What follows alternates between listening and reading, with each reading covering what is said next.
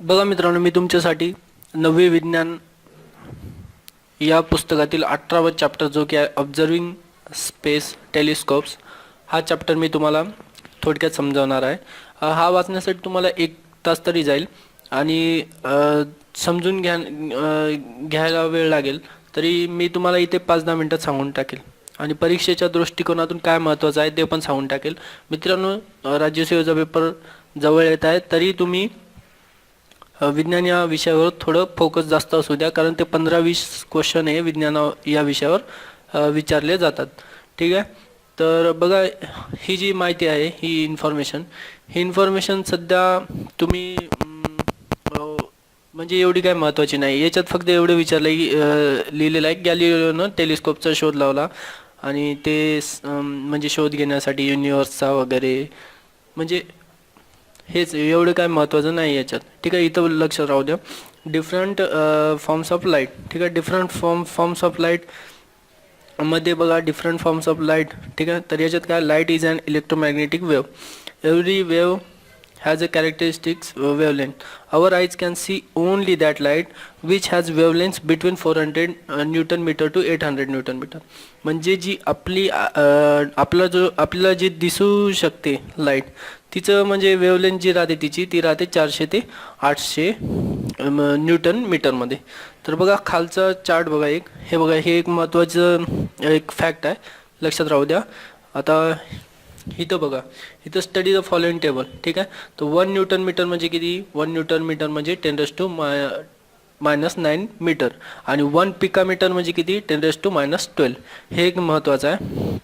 आणि बघा इथं जे गॅमा रेज राहतात ते शॉर्टर दॅन 3 पिकामीटर. म्हणजे 3 पिकामीटर म्हणजे आता सांगितलं मी 10⁻12. ओके, वर लिहून आहे. तर याच्यापेक्षा ते लहान राहतात, कोणते? Gamma rays. आणि जे एक्स रे राहतात 3 पिकामीटर टू 300 पिकामीटरमध्ये. लक्षात घ्या, 3 पिकामीटरपेक्षा गॅमा रेज हे लहान असतात, म्हणजे त्यांची वेवलेंथ ही लहान असते. आणि एक्स रेजची 3 पिकामीटर टू 300 पिकामीटरमध्ये असते. आणि UV रेजची राहते 300 पिकामीटर टू 400 न्यूटन मीटर. मग इथं पिक आहे, इथं न्यूटन मीटर आहे. आणि बघा विजिबल लाईट रेजची लाईट रेजची जी राहते 400 newton metre to 800 newton metre. म्हणजे विजिबल जे आहे ते न्यूटन मीटरमध्ये चालू आहे दोन्ही पण, म्हणजे 400 टू 800 मध्ये जे आपल्याला डोळ्यांना दिसते. ठीक आहे. आणि 300 पिकामीटर टू 400 न्यूटन मीटर म्हणजे काय? UV rays. ठीक आहे. आणि इन्फ्रारेड वेव्ह जे राहतात त्यांची वेवलेंथ राहते बघा 800 newton metre to 0.3 mm. Okay, म्हणजे 800 न्यूटन मीटर टू 0.3 मिलीमीटर. ठीक आहे. आणि 0.3 मिलीमीटर टू 20 सेंटीमीटर जी राहते मायक्रोवेव्हची राहते. ठीक आहे. आणि रेडिओ वेव्हची लॉंगर दॅन 20 सेंटीमीटर. तर तुम्ही काय करा मित्रांनो, एक तर असं लक्षात ठेवा, नाहीतर असा कालानुक्रम म्हणजे त्यांच्या लांबीनुसार लक्षात ठेवा. आणि एक सेपरेट पण लक्षात ठेवा मित्रांनो, कारण याच्यावर एक स्टेटमेंट बनवू शकते, जे की आजकाल जे ट्रेंड चालू आहे ना, की 3 वाक्य विचारणार, त्याच्यात म्हणजे हा पण विचारू शकते. हा एक क्वेश्चन आलेला आहे माझ्या मते. तर बघा, ही एक महत्त्वाची इन्फॉर्मेशन होती तुम्हाला सांगण्याविषयी. बघा आता अजून काय, टेलिस्कोप्समध्ये बघा ऑप्टिकल टेलिस्कोप्स आहे. ठीक आहे. तर बघा याच्यामध्ये light rays change there direction. ठीक आहे, as they enter a lens from the atmosphere and again when they enter the atmosphere after passing through the lens. म्हणजे बघा, हे लाईट रेज आले, इथून जर पास झाले समजा लेन्समधून, ठीक आहे, तर हे डायरेक्शन चेंज करतात. म्हणजे हे सरळ आले तर डायरेक्शन चेंज झाली. तर यांनाच बघा रिफ्रॅक्टिंग टेलिस्कोप म्हणतात. Refracting telescopes. The image formed by lenses have errors of colours. This is called chromatic aberration. ठीक आहे, क्रोमॅटिक ॲब्रेशन. हे एक फॅक्च्युअल इन्फॉर्मेशन आहे, म्हणून मी तुमच्यासाठी काढून ठेवली. The images found by lenses have errors of colours, म्हणजे या लेन्सेसपासून आपण जे इमेजेस तयार करतो, म्हणजे आता जे की टेलिस्कोपमध्ये लेन्सेस वापरतात आणि छोटी इमेज मोठी मोठी, जे छोटीची मोठी मोठी इमेज छोटी करून बघतो आपण समजा, तर तिथं काय कलर्सचे एरर्स येऊ शकतात, तर त्यांना क्रोमॅटिक ॲबरेशन म्हणतात, लक्षात ठेवा. ठीक आहे. आता हे बघा, to overcome this difficulties telescope are made using concave lenses. म्हणजे पहिले बघा, जे वरची डायग्राम बघा, इथे एक लेन्स आहे, इथे एक लेन्स आहे, म्हणजे ही आय पीस समजा, हा मोठा लेन्स समजा, हा छोटा लेन्स आहे वरचा बघा. ठीक आहे. तर याच्यामध्ये जर काही कलरचे एरर येऊ शकतात. ठीक आहे. तर जे की क्रोमॅटिक ॲबरेशन. ठीक आहे. जर ही जी डिफिकल्टीज आहे, ठीक आहे, ही डिफिकल्टीज आपण कशी सुधारू शकणार, तर कॉन्केव्ह मिरर्स वापरून. ठीक आहे. तर कॉन्केव्ह मिरर्स बघा, इथं खाली डायग्राम आहे, तुम्हाला पूर्णपणे समजून जाईल. म्हणजे ते मिरर्स काम काय राहते की जे रेज आहे ना, म्हणजे जे किरण आहे ते रिफ्लेक्ट करायचं. तर त्यांना रिफ्लेक्टिंग टेलिस्कोप म्हणतात. तर तुम्हाला बघा डायग्राममध्ये पूर्णपणे समजून जाईल. हे बघा, हा कॉन्केव्ह मिरर. ओके. म्हणजे काय होते, हा लाईट सोर्समधून लाईट आला, म्हणजे इथं लाईट म्हणजे हे रेज राहतात. ठीक आहे. कॉन्केव्ह मिररवर पडले, तिथून ती रिफ्लेक्ट झाली ना, ते इथं आपण प्लेन मिरर वापरला, म्हणजे हे जे कलरचं जे की एरर होतं, ठीक आहे, ते कमी करण्यासाठी आपण मिरर वापरलं आहे. आणि मिररहून डबल रिफ्लेक्ट होणार आय पीस, हे आपल्याला दिसणार इथं. तर हे तुम्हाला ही एक इन्फॉर्मेशन, एवढं काय तुम्ही बघू नका, तुम्ही परीक्षेच्या दृष्टिकोनातून तुम्हाला अभ्यास करायचा आहे. तर बघा, तर माझं म्हणणं काय आहे की जे रिफ्लेक्टिंग टेलिस्कोप राहतात, जे की हे रिफ्लेक्ट करतात, तर हे 2 टाईपचे राहतात. एक न्यूटोनियन राहते, एक कॅसेग्रेन राहते. ठीक आहे. तर न्यूटोनियन जे टेलिस्कोप राहते ना, या न्यूटोनियनमध्ये जे मिरर वापरलं जातं ते कॉन्केव्ह राहते, लक्षात घ्या. इथं MPSC इथं तुम्हाला विचारू शकते की न्यूटोनियन टेलिस्कोपमध्ये कोणते कोणते मिरर असतात. एक असते कॉन्केव्ह मिरर असते आणि एक प्लेन मिरर असते. आणि जे कॅसेग्रेन टेलिस्कोप आहे ना, कॅसेग्रेन टेलिस्कोपमध्ये तुम्हाला असते कॉन्व्हेक्स मिरर आणि कॉन्केव्ह मिरर. म्हणजे कॉन्व्हेक्स आणि कॉन्केव्ह दोन्ही मिरर कॅसेग्रेनमध्ये राहतात. न्यूटोनियनमध्ये फक्त तुम्हाला कॉन्केव्ह मिरर असते आणि प्लेन मिरर असते, हे लक्षात ठेवा. ठीक आहे. कॅसेग्रेनमध्ये दोन्ही आणि त्या न्यूटोनियनमध्ये एक कॉन्केव्ह आणि प्लेन मिरर, हे बघा. ठीक आहे. इथं हायलाईट करून ठेवलेलं आहे मी. अजून बघा तुम्ही, अजून फॅक्च्युअल इन्फॉर्मेशन आहे की इंडियामध्ये जे टेलिस्कोप आहे, the biggest optical telescope in India, having a mirror of 3.6 metre, म्हणजे जिची डायमीटर 3.6 मीटर आहे, is situated in the Aryabhatta research institute of experimental sciences, नैनितालला.